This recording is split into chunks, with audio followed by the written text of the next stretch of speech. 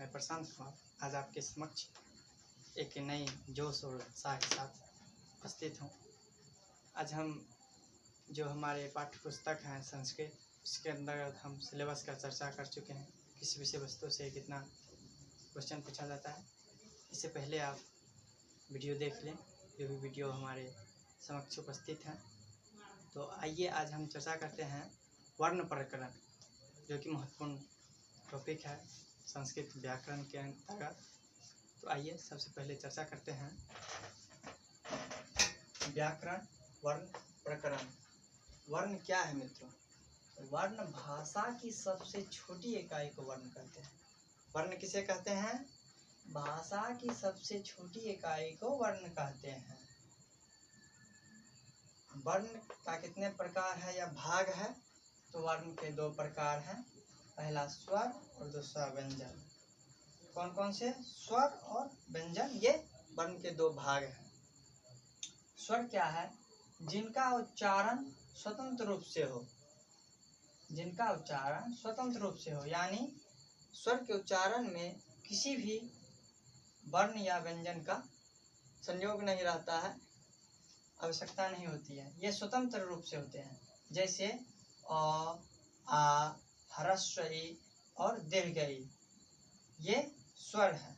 अब आइए चर्चा करते हैं व्यंजन के बारे में।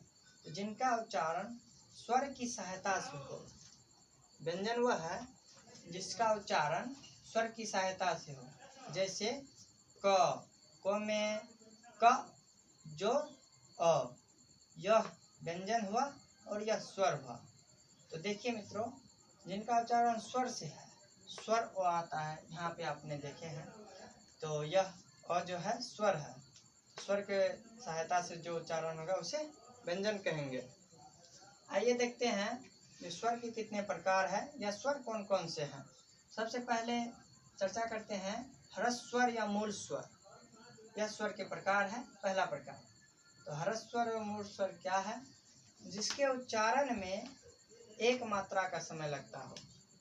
कितने मात्रा का? एक मात्रा का समय लगता हो, उसे ह्रस्व स्वर कहते हैं। जैसे अ, ह्रस्व ई, ह्रस्व उ, री, लिरी। इनकी संख्या कितना है? 5। ह्रस्व स्वर में ध्यान में रखना है एक मात्रा का समय, इसकी संख्या 5। कौन कौन से हैं? अ, ह्रस्व ई, ह्रस्व उ, री और लिरी। अब आइए दूसरा प्रकार है स्वर का दीर्घ स्वर या संधि स्वर। दीर्घ स्वर या संधि स्वर, जिसके उच्चारण में 2 मात्रा का समय लगता हो। कितने मात्रा का? 2 मात्रा का। ह्रस्व 1 मात्रा और दीर्घ में 2 मात्रा। तो जिसके उच्चारण में 2 मात्रा का समय लगता हो उसे दीर्घ स्वर कहते हैं। जैसे आ, दीर्घ ई, दीर्घ उ, री, ए, ओ, ऐ, ओ। इसकी संख्या कितना है? 8। ध्यान में रखिएगा, ह्रस्व स्वर में 1 मात्रा, दीर्घ स्वर में 2 मात्रा। ह्रस्व स्वर की संख्या 5 है। कौन कौन से? अ, ह्रस्व ई, ह्रस्व उ, री, लिरी। और दीर्घ स्वर की संख्या 8 है। अ, दीर्घ ई, दीर्घ उ, री, ए, ओ, ऐ, ओ। आइए तीसरा प्रकार है स्वर का प्लुत स्वर, जिसके उच्चारण में 3 मात्रा का समय लगेगा। कितना मात्रा का? 3 मात्रा का। उसे क्या कहते हैं? प्लुत स्वर।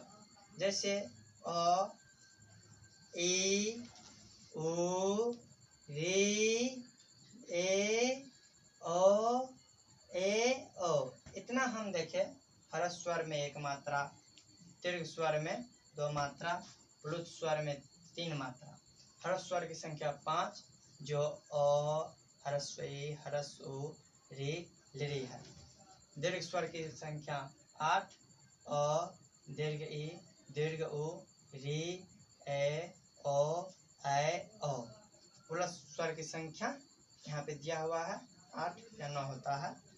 तो इसमें देखिए आ, ई, उ, री, ए, ओ। इतना पुरुष स्वर का है। स्वर का प्रकार देखिए, ह्रस्व स्वर या मूल स्वर, दीर्घ स्वर और प्लुत स्वर।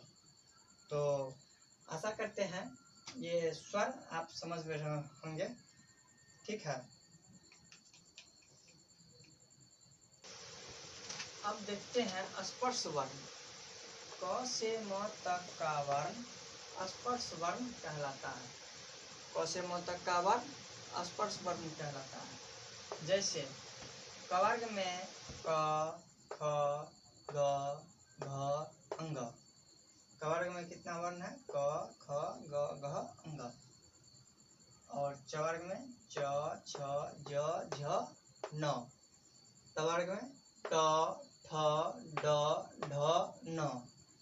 त वर्ग में है त, थ, द, ध, न। प वर्ग में है प, फ, ब, भ, म।